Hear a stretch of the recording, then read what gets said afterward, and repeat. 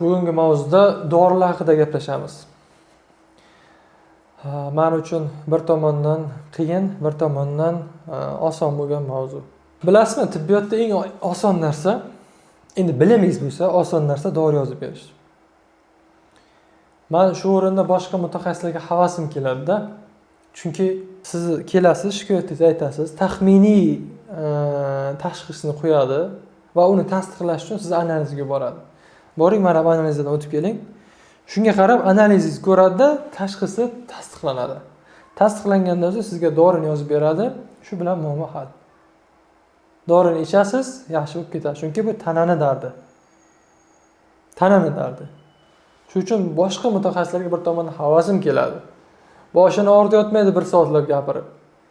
Qisqa 10 minut, 15 minutda muammongizni hal qiladi. Tajribasi oshgan bo'lsa, bilim bo'lsa, bir qaraganda o'zi sizda nima bo'layotganini biladi. Ikki og'iz gapingizdan xulosa qilib oladi. Shunchaki analizni birdan topshirib keling deydi. Shunga qarab tashxisingizni qo'yib berib, dorilarni yozib beradi. Meni sohamdachi.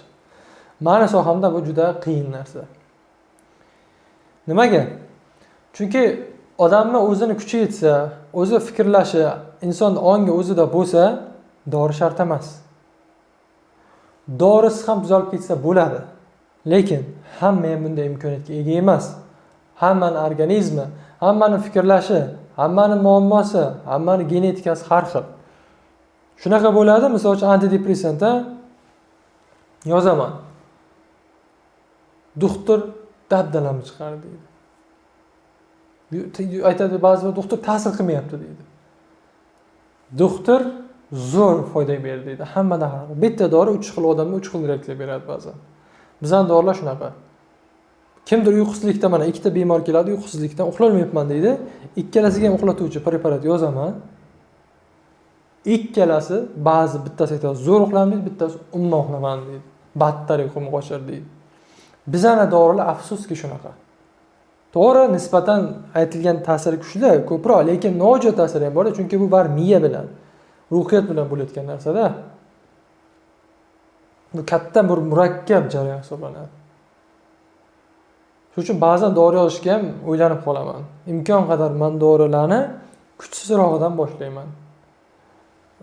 Ba'zi bir bemorlar keladi, oddiy holatda mana bunday katta kuchli dorilar, sudurgi dorilar, og'ir neyroleptiklar bilan keladi. Shikoyatini eshitsam boshida hech qanaqa qo'rqinchli narsa bo'lmaganda, oddiy dorilar bilan chiqarib yuborsa bo'ladi. Endi u bemorni doridan chiqarish muammo. Birinchi u kuchli doridan chiqarish kerak, keyin yengilroq o'tkazib, keyin psixoterapiya o'tkazish kerak. Shunaqa bemorlar bo'ladi. Tushuntiraman, bir masalan psixoterapiya o'tkazaman. Beraman, mag'izni chaynab beraman, xatosini anglataman. Qilmaydi. Qilmaydi keyin doktor mazam bo'lmayapti, doktor uxlolmayapman, doktor bunday qilmayapman, doktor boshim aylanyapti. Xo'p, sababini ko'rdingizmi? O'zingiz aytganday analiz ko'rdingizmi? Yo'q. Yana tavsiya aytib ko'raman, qilmaydi. Undan keyin nima deysiz? Iloji yo'q. Uxlasang uxla deb kuchli dorini yozib berishga majbur bo'lasiz. Chunki ikkita yo'l qoladi oldingizda. Yo bemor o'zi harakat qilish kerak, mana shu holatdan chiqib ketish uchun o'zining xatosini anglash kerak. Mana shuni xato qildim. Mana shuni men to'g'rilashim kerak deb o'zi harakat qilish kerak. Harakat qilishga yo kuchi yetmaydi, yo dangasalik qiladi. Kuchi yetmasa endi majbursiz dori yozishga. Ba'zi birov dangasalik qiladi. Obsessiv kompulsiv nevroz bilan kelishadi, yopishqoq fikrlar bilan. O'sha fikrlarga qarshi ishlashda o'rgataman. Xatosi eshitaman, shikoyatini shunga qarab mana bu joyda bunday qilishingiz kerak deb o'rgataman. Qilmaydi. Qilmagandan so'ng nima qilasiz? Iloji yo'q. Kuchli dorini yozib berasiz. Aytaman, xohlasangiz yozib beraman deyman. Ilojim yo'q, chunki o'z harakat qilmayapsiz. Chunki dorini kuchlisini yozgandan so'ng uni nojo'ya ta'siri ham bo'ladi birgalikda. Keyin shu tomoni ham bor. Kuchsizroq nisbatan yengilroq dorilarni to'g'ri insonga unchalik zo'r ta'sir qilmasligi mumkindir, 100%. 50%, 60% ta'sir qiladi, 70% ta'sir qiladi. Lekin odam o'zi bilan birgalikda harakat qilsa, doridan ham tez chiqib ketadi, shifo topishi ham zo'r bo'ladi. Birdaniga og'ir doriga o'tkazib tashlasangiz, shunaqalar keladi. Oddiy bir holatda ko'rganman, oddiy holatlarda sibazon, og'ir uchata turadigan dorilarni ichganlar ham bor. Hayron qolaman shunga. Muammo mana shunda-da. Mana shunaqa holatlar ham bo'lgan. Dori kerak emas demayman, lekin o'ylab yozish kerak. Dori bir tomondan mana psixiatrlarda shu narsa bor, hammasiga ham taalluqli emas, lekin ko'pchiligimizda bor, chunki O'zbekistonda bu soha rivojlanmagan. Eng yaxshi narsa bemorga qo'pol qaytganda chakaging o'chsin deb dorini yozib berishdi. Keladigan vahima qo'rquv bilan. Ishlash oson emas. U bilan bir soatlab shu gaplashib, uni dardini eshitib, uni boyagidek muammolarni ko'rsatishga hammani ham sabri chidamaydi. Ba'zan o'zimni ham sabrim chidamay ketib qoladi, chunki og'ir birovlarning dardi bilan ishlash odamni ezib yuboradi. Ana shunaqa holatda hammaning sabri chidamaydi. Ba'zi birovlar nima qiladi? Chakang o'chsin deydi-da, kuchli dorini yozib beradi. Boyagini ichadi va haqiqatan chakagi o'chadi, shu bilan o'zi ham o'chadi. Ana unda muammo mana ko'ring nimadaligini. Demoqchi bo'lganim, imkon qadar iltimos qilib qolaman sizlardan. O'zingiz harakat qiling. Dangasalik qilmang, erinmang. Hayot sizniki, sog'lik sizniki, tuzalish sizga kerak, menga kerak emas. Menga o'zimni sog'ligim kerak.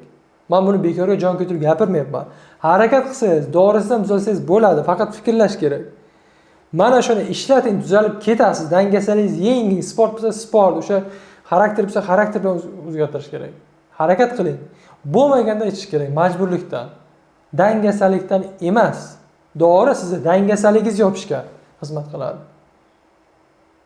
Agar haqiqatdan sizga boyagidek o'zingiz imkoniyatingiz bo'lib turib, o'shani qilmayotgan bo'lsangiz, lekin imkoniyatingiz bo'lib, siz buni qilmayapsizmi, unda dangasasiz. Majburlikdan emas. Majburlikdan bo'ladi. Haqiqatdan uxlolmaydi odam, o'zida bo'lmaydi. Unda haqiqatdan yozish kerak. Lekin ba'zi birovlar dangasa bo'ladi. Ana shular meni qiynaydi. Harakat qilmaydi, qil desa qilmaydi. Dorisini yozib bersa, iloji yo'q. Boshqa iloji yo'q.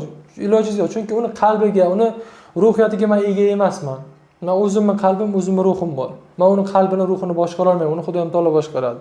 Men faqat yo'l yo'riq ko'rsataman. Mana shunga amal qilsa bemalol tuzalib ketadi. Lekin hamma amal qilavermaydi. Muammoni ildizi mana shunda.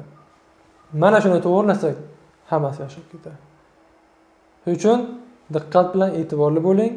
Sog'lik sizniki. Dorini keyingi o'rinda qo'ying. Imkon qadar o'z kuchingiz yetsa harakat qiling. Bo'lmaganda dori iching.